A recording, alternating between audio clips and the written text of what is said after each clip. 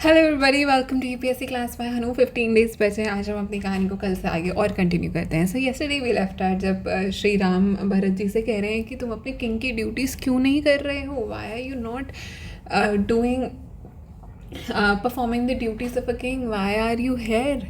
तो भरत जी फिर बैठते हैं, उनके चरणों के पास अपना सिर रखते हैं और बोलते हैं कि ये सारा साम्राज्य आपका है, मैं इसको कैसे एक्सेप्ट कर सकता हूँ, और जो भी हमारे फादर ने किया वो गलत था, और उनसे जो करवाया वो मेरी माता ने कराया वो भी गलत था।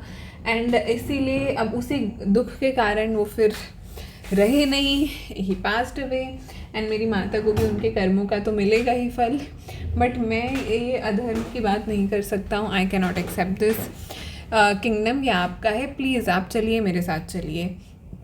ना श्री राम सेज कि ना पिताजी की गलती थी, ना माँ कई माँ की गलती है, ना तुम उनके बारे में इस तरह बात करो जैसे तुम कर रहे हो, और तुम जाओ अपनी ड्यूटीज़ करो, हमें उनकी विशेस को डिसोबे नहीं करना चाहिए। उन्होंने लास्ट में जो किया वो यही था कि मुझे वनवास दिया और तुम्हें किंगडम दिया, and we should just obey what he said.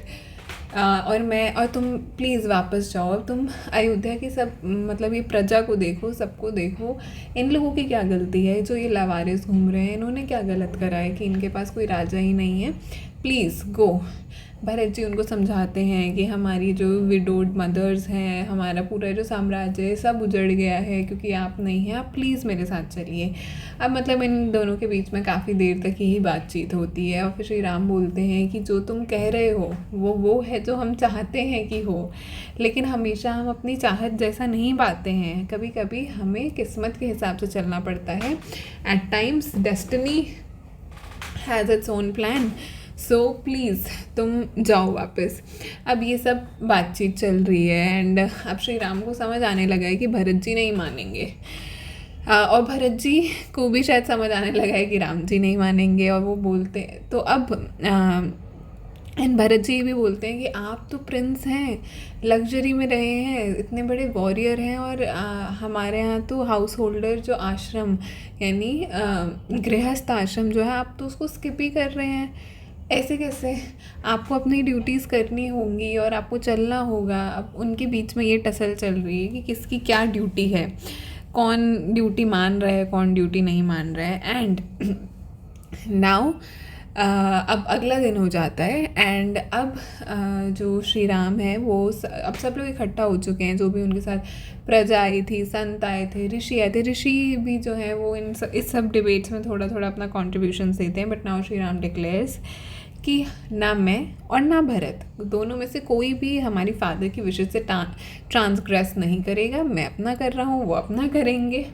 तो विच मेंट कि Bharat ji has to go back. Now Bharat ji decides कि ठीक है, अगर यही है तो फिर वो एक चरण पादुका जो हैं वो उनके सामने रखते हैं, श्री राम के सामने, उनको बोलते हैं कि आप इन्हें पहनिए। वो उनको पहनते हैं, एंड फिर उन चरण पादुकाओं को वो अब हाथी पर रखते हैं, जिनसे सब हाथी और वो सब वो लाए थे श्री राम को ले जाने के लिए, उन पर वो चरण पादुका रखते हैं और बोलते हैं कि, और फिर मतलब अयोध्या ले जाने के लिए उन चरण पादुकाओं को वापस, और बोलते हैं कि राजगद्दी पे यही चरण पादुका रहेंगी और मैं बाहर रहूँगा एज मतलब जैसे वन में लोग रहते हैं, बिल्कुल उसी अटायर में और उसी वेशभूषा में जैसे मेरे श्री राम रह रहे हैं। 14 साल के बाद अगर मैं श्री राम से नहीं मिला तो मैं अग्नि में एंटर कर जाऊँगा। विद दैट बीइंग सेड वो अब वापस उनका ये जो सारा काफिला वापस चलेगा, एंड वो अब अयोध्या में नहीं रहेंगे। वो अयोध्या की आउटस्कर्ट्स पर एक जगह का नाम मेंशन्ड है जिसका नाम है नंदीग्राम, तो वो वहाँ पर रहते हैं Bharat ji for the next 14 years, and on the outskirts of Ayodhya. मतलब वो साम्राज्य संभाल रहे हैं, देख रहे हैं, पर सब कुछ दूर से कर रहे हैं।